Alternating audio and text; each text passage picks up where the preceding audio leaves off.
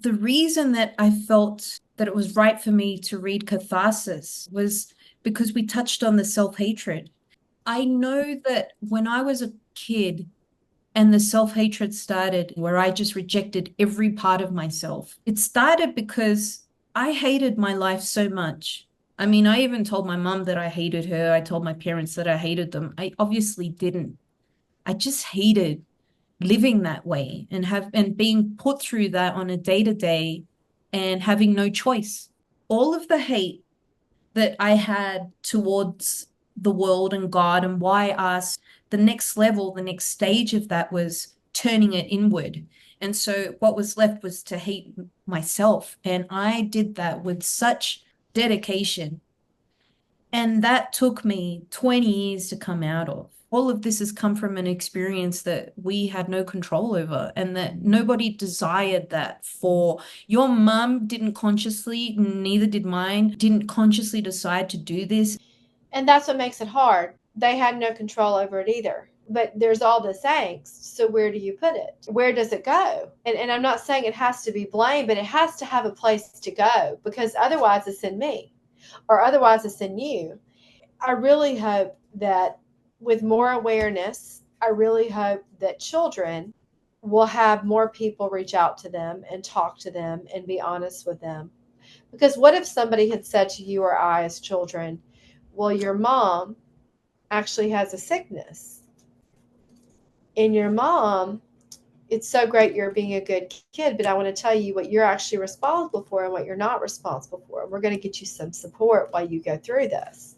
So when I lost my mom, because my dad died when I was very small, I read this book about the orphaned adult. And I forgot who wrote it, but it's a great book. And he described losing both parents as like being in the middle of the open water of an ocean. And there's nothing to ground you. Like there's no buoy, there's no horizon, because a parent is always something you're reacting to or trying to get away from, something that they've done. You're in one way, you're either trying to be like them or not be like them. And when that's gone, it's like you're in the open water. And in some ways, being a child of a schizophrenic feels like you're in open water. There's really no buoy. I hope that more and more adults will get involved and be supportive of children. I'm tired of being collateral damage, which is what we were.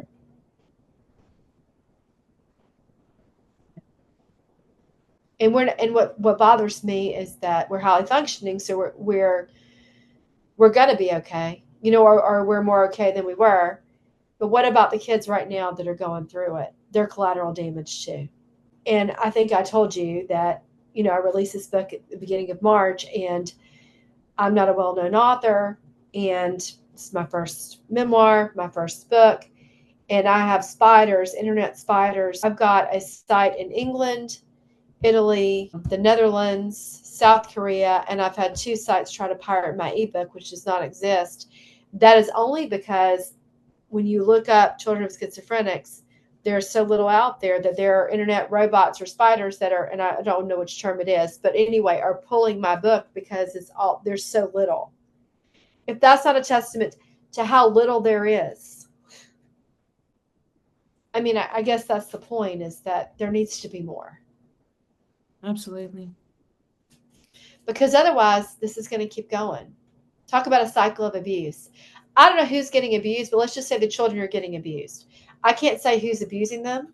Let's just say the disease is abusing them, right? In whatever way that formulates. But it's going to keep happening until somebody starts to step in and put in education and support and acknowledgement. I'm advocating for us, but I'm advocating for the 5-year-olds and the 7-year-olds and the 8-year-olds. I was talking to a dear friend of mine. She's a counselor and therapist in Australia, and she was saying that it's much worse now in Australia. They just come in and remove the kids, when really what we talked about in the interview was finding community for the families. Right. The immediate community is the family. You've got the nucleus. You would want for the other parent to counter the parent that is suffering from this mental illness. But if that parent is absent, then you've got to go outside of the nucleus family. So That could be the grandparents, the uncles, then maybe the cousins, and then go outside of that, school, and maybe like the other activities that, like, even having activities. I mean, it sounds like I'm trying to say, oh, I went through that too, Anne. Yes, yes, I because everything you're saying, I went through it. It's your story has been the one that I've most identified with, because even when you mentioned that you weren't allowed to go to camp and sleepovers, and I wasn't allowed to either. I wasn't allowed to do after school sports. And in Australia, that's just such a massive part of like a childhood. And so I didn't have that either. And that maybe could have countered, some of the things at home. It would have been something to look forward to. And if outside of all of those things, you have a counselor that maybe comes in and says, what do you need as a kid? What do you think would help in you taking on all of this that's happening at home? What other things could help you in dealing with your day to day? And I think that would have made a big difference for me. Huge difference, because think about it. We would not have taken on the blame that we took on in the way that we did, because someone would have been there to say, this is not normal. This is not you. This is not your mom.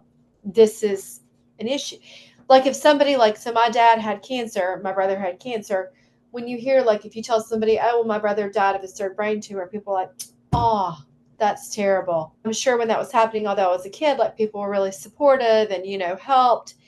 You know what I mean? Like, I'm not mocking cancer in any way. I'm just saying that people can relate to certain things. When you hear schizophrenia, people are just like, the other day I had an experience where I really felt invisible, and I was talking about this, and I just thought about it, and I had a terrible nightmare where I didn't have a voice, and I didn't have a mouth. But the bottom line is, there's a lot of ugliness in the world. There's a lot of sadness in the world. There's a lot of brokenness in the world. And we're just another group of people that bring that to the table, and we have been neglected by the psychiatrists, psychologists, I mean, by everybody in general.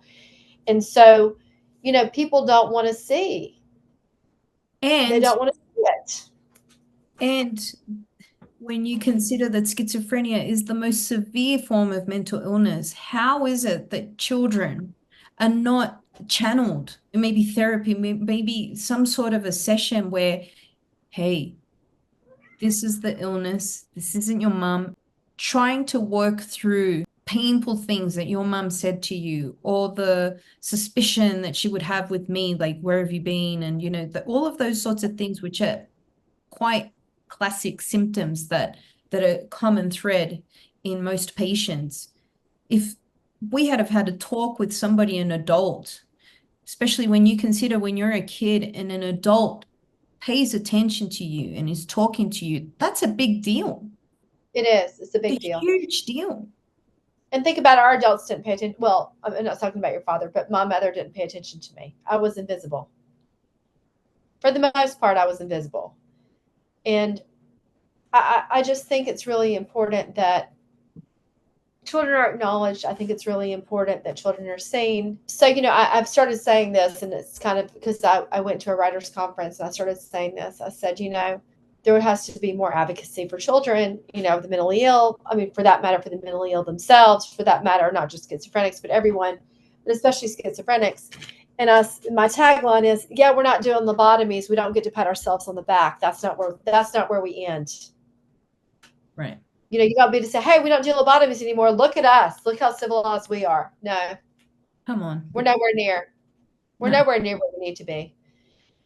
And no. there's not the energy or the fuel going into that. I did a book signing the other day, and someone said, you shouldn't say schizophrenic because you're supposed to separate the person from the disease, a person who has schizophrenia. And I appreciate that. And while I believe that, because I said schizophrenia was my co-parent, which is what the whole book is about, I believe that. So please understand that. But the stigma of schizophrenia is not coming from the semantics. It's not coming from that. Like, Yeah. let's deal with the real stigma. Let's deal with the real issues, which is a lack of education, a lack of support, a lack of a framework, awareness, that are really the issues, not only for the people that suffer, but also the people that have a big part in their lives. Correct. So I just think sometimes you can see, you don't see the forest for the trees.